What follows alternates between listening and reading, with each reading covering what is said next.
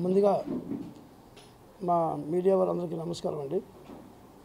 అలాగే ముఖ్యంగా మా అగ్ర నిర్మాతలందరికీ కూడా శతకోటి వందనాలండి. ఇంతకుముందు మా కార్మికులకు ఏ సమస్య వచ్చినా ఒక ఇండస్ట్రీకి ఒక పెద్ద దిక్కు ఉండేదండి. బయటికి రాకుండా 4 గోడల మధ్యలో మమ్మల్ని పిలిచి మా కష్టాలను అడిగి మా కష్టాలు తెలుసుకొని మీ పరిస్థితి ఏంటి, మీకు ఎందుకు ఇబ్బంది పడుతున్నారు అడిగి మాకు ఎలా జీతం సరిపోతుంది సార్, మాకు పెంచాలంటే సరే అని పిలిచి నిర్మాతలను కూడా పిలిచి మీరు అడిగిన దాంట్లో రీజన్ ఉంది, మీరు చెప్పే దాంట్లో రీజన్ ఉంది కాబట్టి ఇద్దరిని సెట్ చేసి ఇద్దరికి సమన్వయంగా అలా ముందుకెళ్ళిపోయే విధంగా బాధ్యత వహించేవారండి.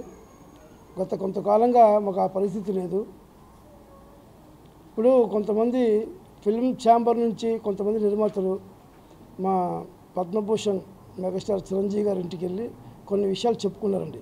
మేము సినిమాలు తీస్తున్నాం, మా కష్టాలు ఇవి, మా బాధలు ఇవి, మాకు ఫిల్మ్ ఫెడరేషన్ 24 క్లబ్స్ నుంచి సహాయ సహకారం అందట్లేదు, అర్ధాంతరంగా సినిమాలు ఆపేశారు, మమ్మల్ని నష్టపరిచారు, మమ్మల్ని నష్టాల్లోకి తోసేశారని చెప్పారండి. అయితే మా సమస్య చిరంజీవి గారి దాకా వెళ్ళలేదు. ఎందుకు వెళ్ళలేదంటే చిరంజీవి గారు అంటేనే కష్టపడి చాలా కష్టపడి కింద స్థాయి నుంచి ఈ స్థాయికి వచ్చారంటే ఆయనకి ఎంతో కష్టం ఉంది. ఆ విషయం మన యావత్ భారత ప్రపంచానికి కూడా తెలుసండి. అలాగే మా కష్టాలను చిరంజీవి గారికి తెలుసు. ఎందుకంటే తెల్లారితే మేము అందరం కలిసి వాంతా షూట్ చేస్తున్నాం కాబట్టి మా డిపార్ట్మెంట్ కష్టాలు తెలుసు, మా డిపార్ట్మెంట్ బాధలు తెలుసండి. ఒకవేళ నిర్మాతలు మా గురించి ఏమేమి చెప్పుకున్నా సరే మా ఇబ్బందులు తెలుసుకొని మాకే న్యాయం చేయమని చెప్తారండి. కానీ మన మీడియా ద్వారా కూడా చిరంజీవి గారికి మా డిపార్ట్మెంట్ నుండి కానీ మా 24 క్రాఫ్ట్ నుంచి కానీ మేము తెలియవలసింది ఏంటంటే 3 సంవత్సరాలకు ఒకసారి మాకు వేజెస్ పెంచి ఇస్తారండి. మా నిర్మాతలు మాకు అగ్రిమెంట్ చేసి ఇస్తారండి. మేము కోరేది ఏంటంటే ఆ 30% పెంచి ఇవ్వమని 3 సంవత్సరాలకు ఇచ్చే అగ్రిమెంట్నే అడిగాను తప్పితే అదనంగా ఇప్పుడున్న పరిస్థితుల ప్రకారంగా కానీ ఇప్పుడున్న కాలమాన ప్రకారం కానీ బయట బతికే పరిస్థితి లేకపోయినా సరే మేము ఎక్స్ట్రా ఏ కోరికలు కోరలేదండి. మేము కోరిన ఏకే కోరిక అంటే మీరు ఇచ్చిన అగ్రిమెంట్ ప్రకారంగా 30% పెంచమనండి. మా గురించి మీడియా ముందు కానీ లేకపోతే మా సినీ పెద్దల ముందు కానీ వాళ్ళు నిర్మాతలు ఏం చెప్పుకున్నా మాకేం ఇబ్బంది కాదండి. వాళ్ళు మా ఇంటి పెద్దలుగా మేము భావిస్తామండి. మాకు ప్రధానమైన కోరిక ఏంటంటే మాకు వాళ్ళు ఇచ్చిన జీతం సరిపోవట్లేదు.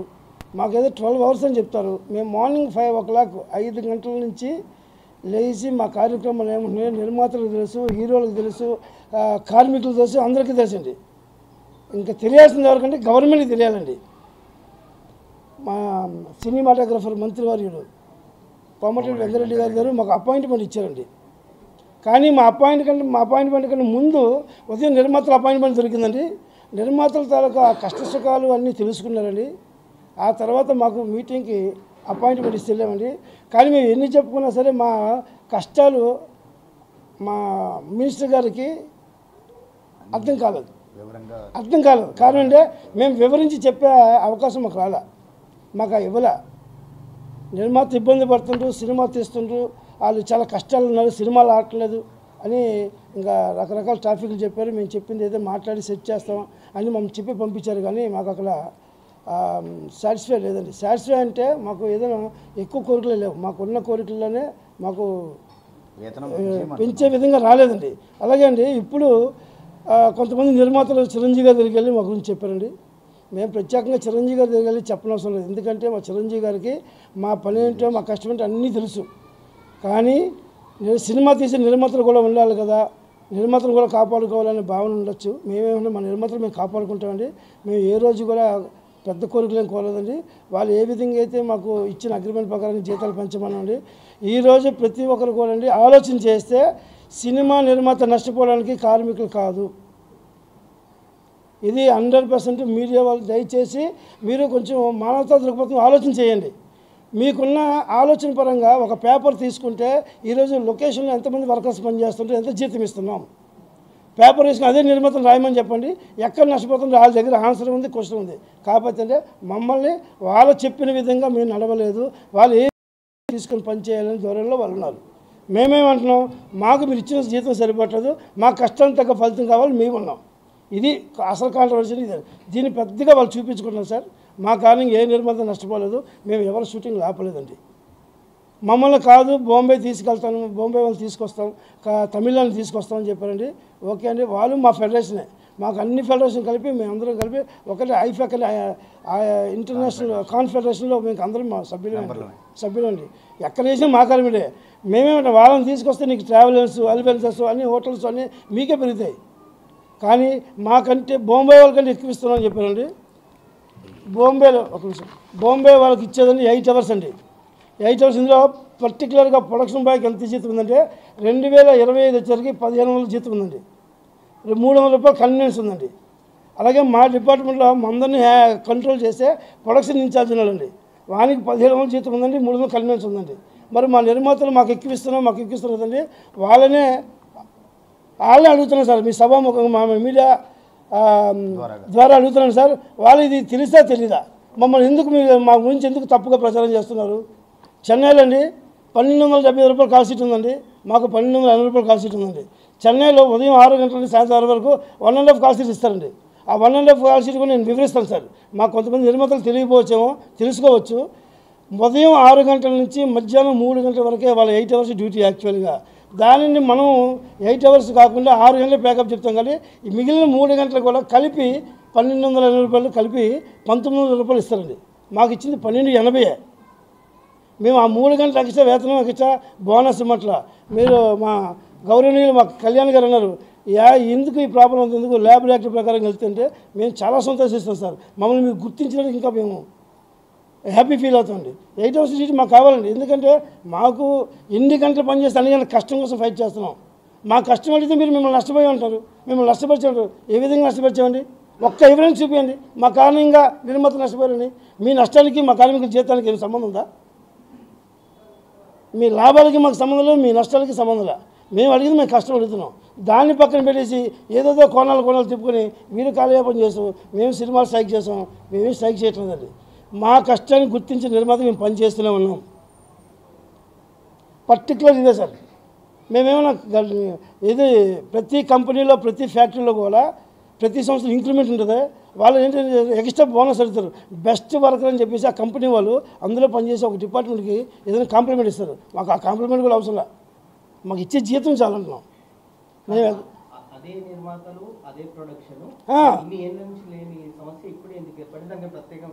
ప్రత్యేకమైన కారణం సార్. మేమేమన్నామంటే మీ నష్టానికి మీ కష్టానికి బాధ్యత మేము కాదు. మేమేమన్నా మీరు ఇచ్చిన జీతం కదండి. మీరు ఏమైతే మేము పేపర్ మీద ఇచ్చామో ఆ పేపర్ ఇస్తున్నాం. మాకు ఎక్స్ట్రా వద్దు, మీరు ఇచ్చిన పేపర్ మేము ఇమ్మంటున్నాం. అక్కడ మీరు అర్థం చేసుకోవాల్సింది ఏంటంటే మా వల్ల మీరు ఏం నష్టపోయారండి? పర్టికులర్గా చెప్పండి. ప్రొడక్షన్ పెట్టుకోవడం వల్ల, ఒక లైట్ మని పెట్టుకోవడం వల్ల, డ్రైవర్ని పెట్టుకోవడం నష్టపోయింది చెప్పండి. మీరు మార్నింగ్ 8 o'clock షూటింగ్ అని మీరు పెడతారు, 11 వరకు కెమెరా స్టార్ట్ అవుతుంది, దాన్ని నేను భజన 5 గంటల నేను పని చేస్తున్నాను సార్. అది టెక్నికల్ ప్రాబ్లం ఏముందో మీరు గమనించండి, మీరు సార్ట్ అవుట్ చేసుకోండి. నిర్మాతలు ఏం చెప్తున్నారంటే చెప్పండి, ఇచ్చే వాళ్ళకి చాలా ఎక్కువ, ఇప్పుడు అన్ని ఇండస్ట్రీల కంటే మనమే ఎక్కువ ఇస్తున్నాం టాలీవుడ్లో. కావాలంటే మీరు చెక్ చేసుకోండి. చెన్నైలో 1000 రూపీస్ ఇస్తున్నారు, బెంగళూరులో 1000 రూపీస్ ఇట్లా ఇస్తున్నారు, మనం 1100 అట్లా ఇస్తున్నాము. అంటే మీరు ఎటు నుంచి ఎటు చూసుకున్నా కూడా మేము టాలీవుడ్లోనే ఎక్కువ ఉన్నాయి అంటున్నారు సార్. ఇదండి సార్, నేను ఏం చెప్తున్నానంటే ఇక్కడ బొంబాయిని తెప్పించాను సార్. చూడండి, బొంబాయిని ఫెడరేషన్ నేను తెప్పించాను సార్. సార్ సినిమా సార్ పచ్చి అబద్ధం సార్. నేనేం చెప్తుంటే దాన్ని ట్రాప్ చేయకండి దయచేసి. మేము ఏం చెప్తున్నాం దానికోసం మాట్లాడితే మీకు వాస్తవాలు వస్తాయి సార్. బొంబాయిలో ఉంది సార్ 8 అవర్స్ డ్యూటీ 1500 రూపాయలు ఉంది. ఒక ఇందులో రాశారండి electrician, production boy, production incharge ఉంది సార్. నాకు ఇచ్చింది 1200 రూపాయలు. మీరు పేమెంట్ మండలి వచ్చారు 2025. స్టిల్ నౌ మనం జూలై 31 వరకు ఇదే చేస్తాండి. ఇక 1200 కూర్చోబెట్టి అంటే అందరికి కూడా వేడివేడిగా వడ్డించేవాళ్ళు. ఇప్పుడు ఏంటంటే మెస్ వాళ్ళతోటి వాళ్ళు కొంపక్కయ్యి వాళ్ళకి అంటే వాళ్ళ కమిషన్స్ కోసం అక్కడ తెప్పిస్తున్నారు, కానీ సెట్లో అసలు చేయట్లేదు. వాళ్ళు చాలా ఇదైపోయారు. అందుకనే మేము కండిషన్స్ ఖచ్చితంగా వాళ్ళు అమలు చేయాల్సిందే అని చెప్తున్నారు. కరెక్టే కదండి సార్. వాళ్ళు చెప్పిన పాయింట్లో వాళ్ళు వేసిన క్వశ్చన్లోనే కూడా కరెక్ట్ లేదండి. వాళ్ళ క్వశ్చనే కరెక్ట్గా లేదు.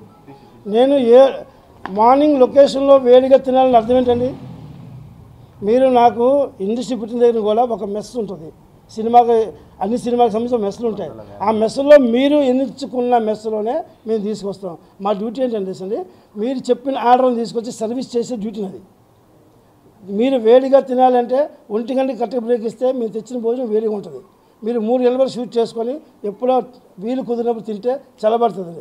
దానికి నేను బాధ్యుని కాదు సార్. ఏంటి ఇంకో విషయం ఏంటంటే, మేము ఏది చేసినా ఏం చేసినా నిర్మాత అనుమతి ప్రకారంగా చేస్తాం.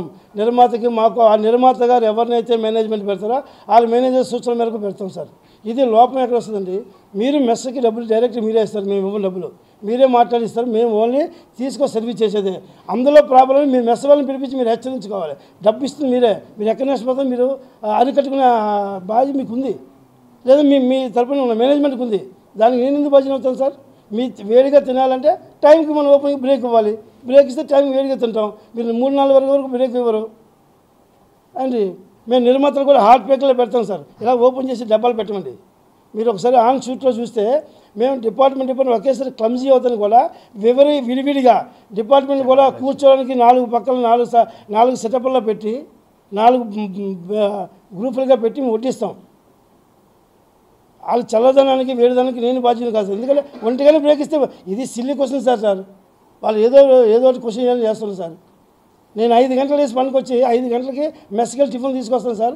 లొకేషన్ ఇంతకుముందు చుట్టుపక్కల ఉండి Sharada studio, Annapurna studio, Ramanaidu studio, లేకపోతే ఫిల్మ్ నగర్ ఉండేది. ఇప్పుడు ఎక్కడ పోయినా చిలుకూరు, అజీజ్ నగర్, మోయినాబాద్ వెళ్తుంది.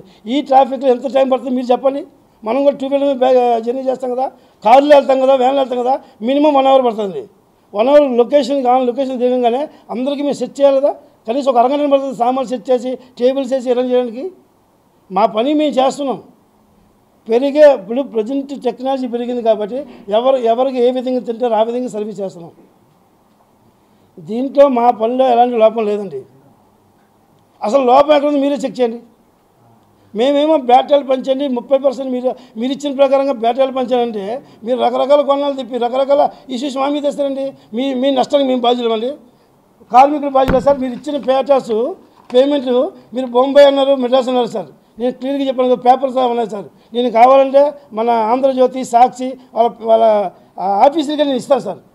ఇది వేయండి. అప్పుడేం చూస్తారు, పేపర్ చూస్తారా? అప్పుడేం చూస్తారు మాకు ఎంత ఇస్తుంటారు. అక్కడ మన ఓన్లీ మన సౌత్ ఇండియాలో మన హైదరాబాద్లోనే మన తెలుగు ఇండస్ట్రీలోనే సార్ 8 అవర్స్ కాల్ షీట్ లేదండి. బొంబాయిలో ఉంది, మెడ్రాస్లో ఉంది. మెడ్రాస్లో ఉండి 8 అవర్స్ కాల్ షీట్ అని కాకుండా 6 గంటల వరకు పని చేస్తామని చెప్పేసి 3 గంటలకు కలిపి జీతం ఇస్తారండి. 10 మంది పని చేస్తే 6కి 1.5 కాల్ షీట్ ఇస్తారు, 4కి సింగిల్ కాల్ షీట్ ఇస్తారు.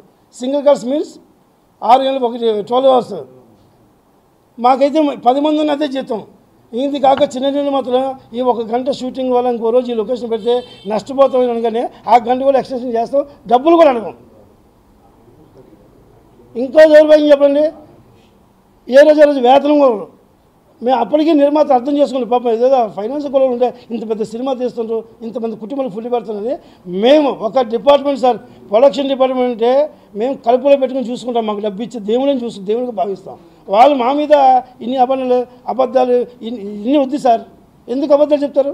చిరంజీవి గారికి వెళ్ళి చెప్పినా తెలుసు. ఒక తెలియదు ఎవరంటే గవర్నమెంట్కి తెలియదు, గవర్నమెంట్కి మాకు తెలియదు సార్. చెప్పండి సార్. మేము ఏమీ చేయం సార్, వేతనాలు పెంచిన వరకే పనిచేస్తాం. మాకు ఆల్రెడీ 13-12 షూటింగ్లు జరుగుతున్నాయి. వాళ్ళు మాకు పెంచిస్తున్నారు, మాకు కష్టాన్ని చూసి వాళ్ళు ఇస్తున్నారు కాబట్టి వాళ్ళకి పని చేస్తున్నాం. మేము ఏ రోజు పని చేయనని చెప్పట్లేదు సార్. 13వ రోజు 14వ రోజు మేము ఏమి ఎక్కడ స్ట్రైకులు చేసినా మా నిరసన ఏంటంటే 3 సంవత్సరాలకు ఒకసారి పెంచిస్తామని చెప్పిన మీరే మీ మాట తప్పి మీరేమో రకరకాల మమ్మల్ని మీ కష్టాలు మాకు చెప్తే ఎట్లండి? కార్మికులు పనిచేసిన జీతం తప్పితే నీ లాభాలకి నష్టాలకి నేను బాధ్యత కాదు సార్. దయచేసి అర్థం చేసుకోండి సార్.